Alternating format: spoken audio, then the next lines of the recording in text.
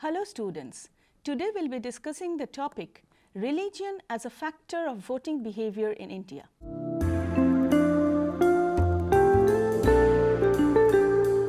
The objective behind today's discussion is to answer two questions. Does religion influence voting behavior? Secondly, are religious communities vote banks in India? We will try to answer these two questions in the light of the 2014 and 2019 Lok Sabha elections. But before we move on to answer these two important questions, let us first try to understand the relationship between voting behavior and elections.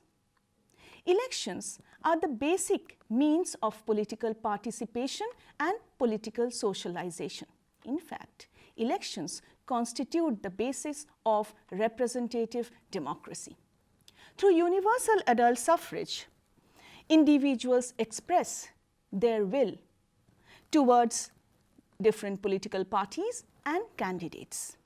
Voting offers an occasion for the electorate to perform this responsible job of choosing their representatives.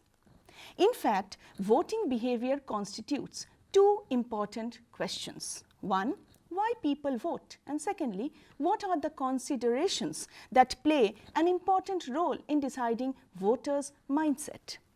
In fact, it is often said that numerous determinants play a very important role in determining the voting behavior.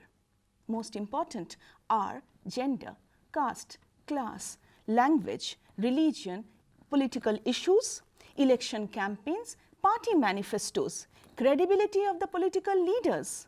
All of these impact democratic decision making on the part of voters. These elements make up the electoral behavior of the candidates.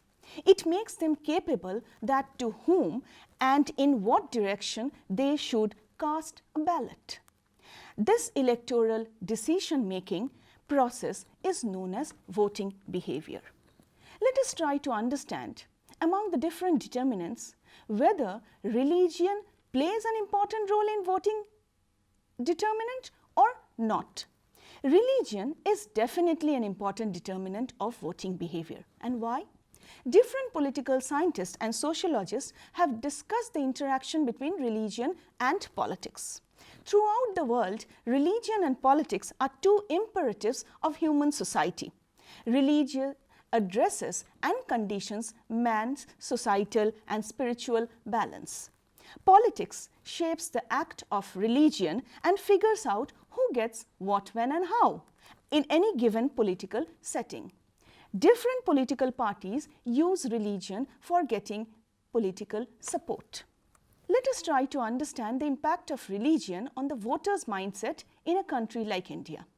In a multicultural country like India, religion does influence the totality of the ways of life in which adherents of different religions impact their socio-cultural behavior, economic impressions, political ethos, and institutions. In a democratic country like India, where religious bonds are extremely strong, the role of religious identity cannot be ignored in the voting behavior of the people. Even within religious groups, there are divisions based on caste and subcaste, sects, all of which have their own role in decision making and building pressure groups to influence political scenario of the different constituencies. Therefore, all the political parties take note of the pressure groups fighting elections.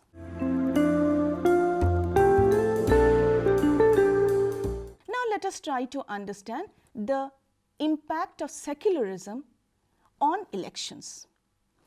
The establishment of a secular state in India by guaranteeing right of freedom of religion to everyone, treating every religion equal and non-recognition of a particular religion by the state has not been successful in preventing the role of religion as a determinant of voting behavior in general and voting behavior among particular communities.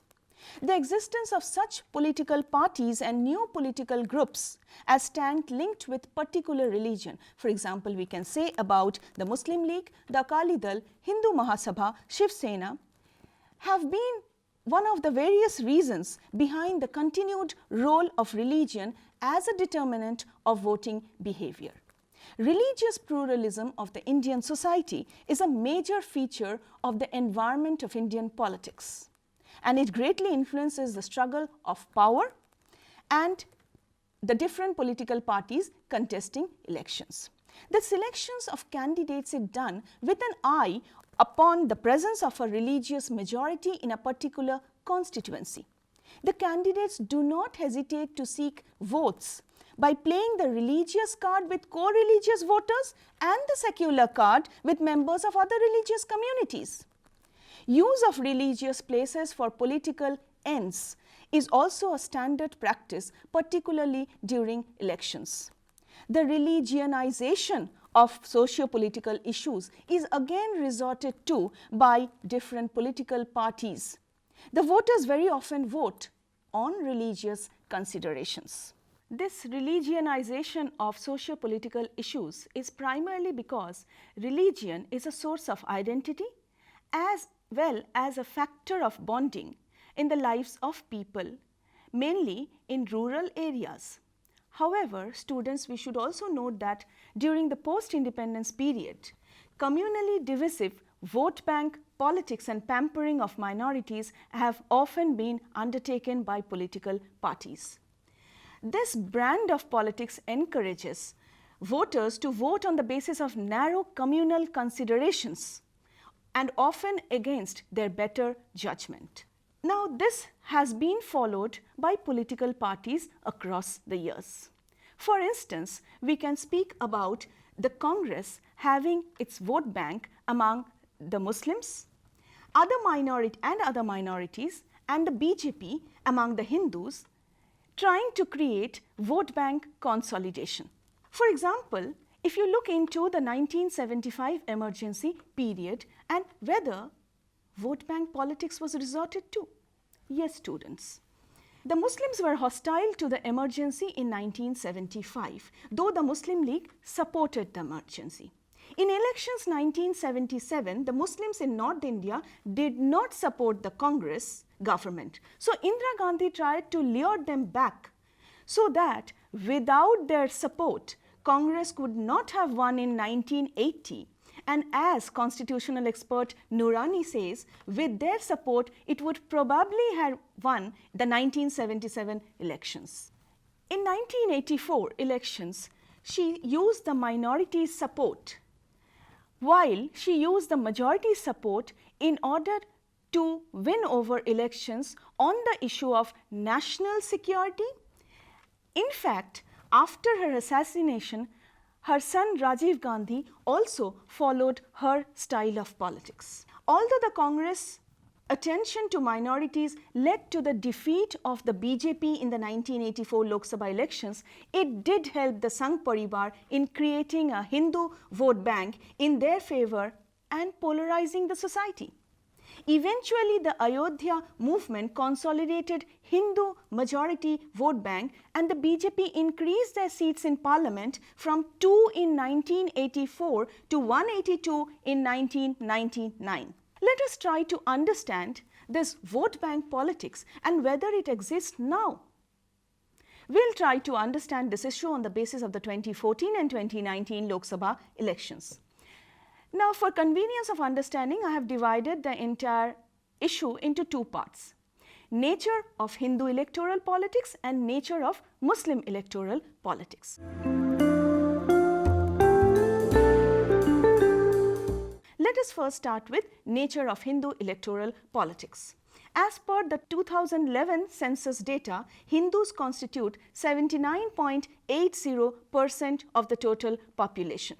However, it is to be noted that Hindus are not a homogeneous category but are divided along several sects and castes. The 2019 election definitely witnessed consolidation of Hindu votes, and we'll try to find out the reason why. In 2014 elections, 36% of all Hindu voters were found to have supported the BJP, while in 2019 election it increased to 44%. The NDA allies together received 51% votes from the Hindus. Now let us try to understand voting pattern of the different denominations within the Hindus in the 2014 and 2019 elections. If we categorize them into all Hindus, Hindu upper caste, Hindu OBCs, Hindu Dalits and Hindu Adivasis. Let us try to understand first the all Hindu category. All Hindus voted 36% for the BJP in 2014 elections, and this vote percentage increased to 44% in 2019. However, there was a slight marginal increase in all Hindu voting pattern from 2014 to 2019 elections for the NDA allies. Now, let us see how did the Hindu upper caste vote. In the 2014 elections, 47% of the Hindu upper caste voted for the BJP, but this number increased to 52% in 2019 elections. Coming to Hindu OBCs, 34% voted for BJP in 2014 elections, but this number increased to 44% in 2019 elections. For the Hindu Dalits, there has been a 10% increase from 2014 to 2019, that is 24% to 34% respectively.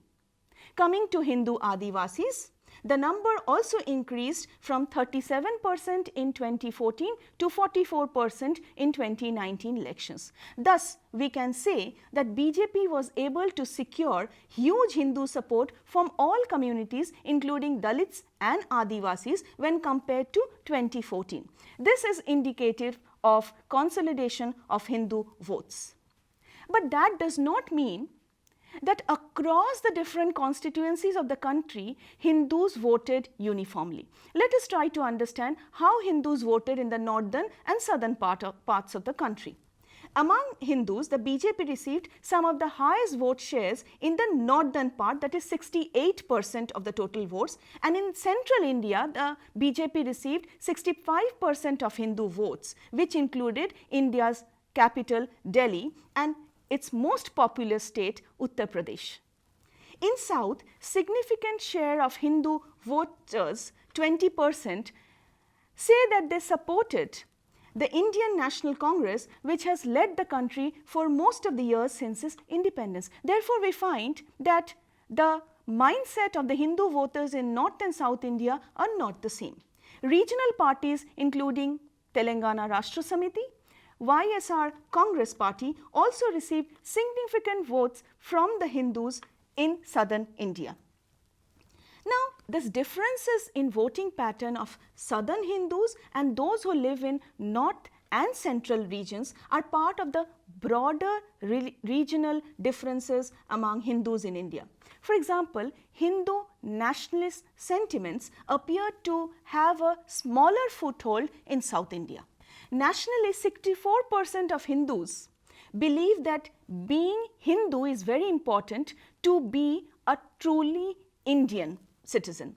But while this share is too high in central India, around 83%, this identity or this mindset of being a Hindu is coterminous with being an Indian is not similar in South India, where you will find just 42% believe in this identity.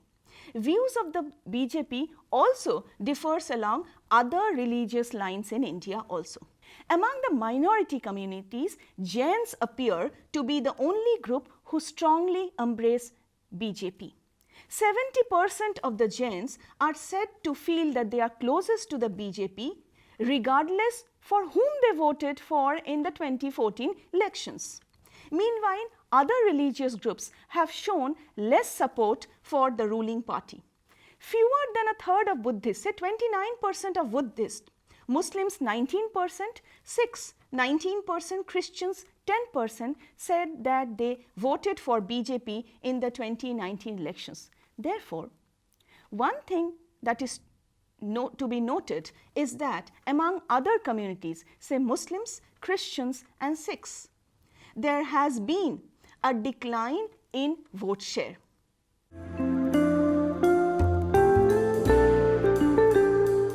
Now, let us come to the voting pattern of other communities. If the Hindus are on the side of the BJP, the minority religious communities are clearly on the other side. While the Muslim vote percentage has remained the same, Christian votes have increased, but Sikh votes have declined considerably. This is further evident from the fact that BJP has not been able to fare very well in the minority dominated states of Goa, Punjab and Kerala. Polarization is most acute in states where you have a considerable high number of Muslim population like West Bengal, Bihar, Assam, UP. In these states, BJP has received a higher proportion of votes than what it has received in 2014 elections among Hindus. Now, what we find is that why do the religious minorities vote in this manner? Religious minorities have opted for parties other than BJP or INC. This has also been the trend in 2019 elections. So, the elections were not between the religious voters voting for BJP or INC, but other regional parties also got a fair share from other minority communities. For example, 14% of the Buddhists say that they have voted for the BSP, that is the Bahujan Samaj Party. In fact, it is said that the 16% of the Sikhs have voted for Shiromani Akali Dal in 2019. Now, these are regional parties defending regional interests.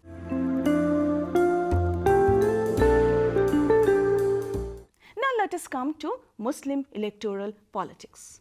Muslims constitute around 20% of the total population as per the 2011 census. Now, if you look into constituency wise, they constitute 20% of the population in 80 of India's 543 Lok Sabha constituencies. In 2019, Hindu candidates from across parties won in 58 of these 80 seats. The Muslim community is geographically dispersed across the country and is definitely not a monolithic group. They have never voted with a singular national Muslim aspiration, an important point to be noted. The BJP, which is perceived to be an anti-Muslim party, won 36 of the 80 Lok Sabha seats in which Muslims form 20% of the population. The electoral results are definitely interesting. Unlike other religious groups, Muslim electoral participation at the all India level has not increased significantly since the 2014 Lok Sabha elections. Muslims, as I already said, are not a homogeneous category. The social and cultural factors such as class, caste, region and gender do also determine Muslim political choices in different contexts. In this sense, we should also note that the multifaceted political identity of Muslim voters and their spatial location emerge as determining factors in Muslim electoral participation. Another pertinent point to note is that Muslim voting pattern in post-2014 Vidhan Sabha elections as well as in the 2019 Lok Sabha elections suggests that Muslim communities did not show any inclination to become a vote bank in India. In fact, political heterogeneity remains one of the determining aspects of their electoral behavior. Muslims voted for all parties, including the BJP, in these elections. Although the non-BJP parties and regional coalitions remained the first choice of Muslim voters at the all India level, the vote share of the BJP among Muslims in a few key states such as Rajasthan, Madhya Pradesh and Gujarat have increased significantly. So, it is very difficult to say how and why they are voting for BJP or not voting for BJP, but one thing is certain, there is nothing to indicate that the Muslims have boycotted the BJP. Definitely, their inclination towards anti-BJP parties are definitely high, but not nil. CSDS Lokniti post-poll survey 2019 showed that Congress received 33% Muslim vote, while around 8% of the Muslims voted for the BJP. In the book Siyasi Muslims, A Story of Political Islams in India, authored by Hilal Ahmed, has interestingly analyzed how percentage of Muslims voting for BJP candidates goes up sharply when the main political context is a bipolar one, with only two political parties contesting. If the Muslims were indeed a vote bank consolidated against the BJP, a bipolar contest would definitely have seen fewer Muslims voting for BJP, but this is not the case. The Muslim voters, many argue, is motivated by constituency level politics, not the narrative of fear created by anti-Muslim rhetoric and incidents.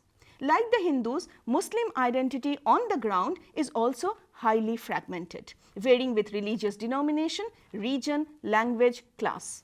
While the past few elections has seen increased consolidation of Hindu votes under the BJP, Muslim votes have remained split between the Congress and other regional parties. In states where the Congress is in direct competition with the BJP, it gets the majority of the Muslim votes. In other states where there are strong regional parties like the UP, Bihar, Andhra Pradesh, Tamil Nadu, West Bengal, Assam, Delhi, the overall Muslim support for the Congress has significantly dropped and moved to the strongest regional player. Now let us see how Muslims have voted in the various Vidhan Sabha elections held after 2014. An interesting picture would emerge. For example, in the state of Jammu and Kashmir, PDP received 34% of Muslim votes, NC 30% and INC 17%.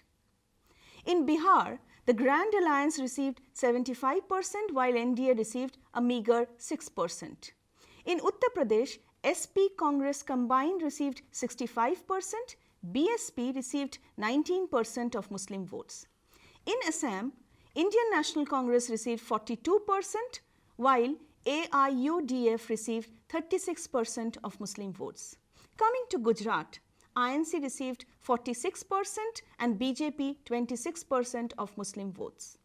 In Maharashtra, Indian National Congress received 53% while the Nationalist Congress Party 16% and the BJP 12% of Muslim votes. In Karnataka, INC received a very high share of Muslim votes with 68%, BJP 16% and JDS 13%. West Bengal again, TMC received 51% of Muslim votes while the Left Front received 24% and the INC just 14% of Muslim votes. Telangana, Indian National Congress received 34% Muslim votes, Telangana Rashtra Samiti 33% while AIMIM 22%. Kerala, UDF 57% while LDF received 34% Muslim votes. Does it really impact Muslim representation in parliament? Let us come to this question. Since independence, Indian Muslims have largely backed secular formations like the Congress, SP, BSP, Trinamool Congress and RJD. But while these parties are talking about protecting Muslim interests, they have been less forthcoming in giving Muslims proportional representation in case of candidates being selected from the Muslim community. Muslim representation in parliament between 1952 to 1977, when the Congress dominated the Lok Sabha, lingered just between 2% and 7%. The highest it touched was 10% in the year 1980, but it was still less than the percentage of Muslims in the overall population. Rajiv Gandhi's landslide win in 1984 had only 46 Muslim MPs. The overall representation of Muslims in the Lok Sabha is a dismal picture. While in 1952 the Lok Sabha had just 21 MPs, in 2014 it is just 23. In between, the number lingered between 24 and 30. We find underrepresentation of Muslims in the parliament. Now coming to the choice of the Muslim voters. There are several myths about the voting behavior of Indian Muslims, about how clerics influence their choice and how they are more concerned about religious issues while voting. However, various studies indicate that though Muslims refer to the ulema's opinion in matters of religion, their participation in political discourse is definitely not welcome. A 2015 CSDS study says that 43% of the Muslims disapprove of religious leaders supporting political parties. What is encouraging though is that the low representation in parliament and state legislative assemblies and the numerical disadvantage have not bothered Muslim voters, who often outnumbered their Hindu counterparts in participation in the electoral process. This political engagement is crucial for the survival and strengthening of Indian democracy. How do we conclude our discussion based on the voting patterns of the Hindus, Muslims and the other communities? Religion definitely dominates Indian elections and does influence electoral behavior. To some extent, vote banks have continued to remain confined to various religious groups. The Hindu parties have used anti-minority mobilization, traditional religious ceremonies and polarizing around Hindu identity and holy places. Especially since the mid-1980s, the dominant political discourse increasingly became consistent with communal symbols, and political parties had transformed it into an electoral capital. Many candidates have used communal strategies and tactics, and the communal voting patterns based on caste and religion have been utilized in certain cases. Finally, although the contest and conflict between Hindus and Muslims have not been as stark as in the pre-independence period, but most parties have used and continue to use religion for political and electoral gains. Thank you. That's all for today.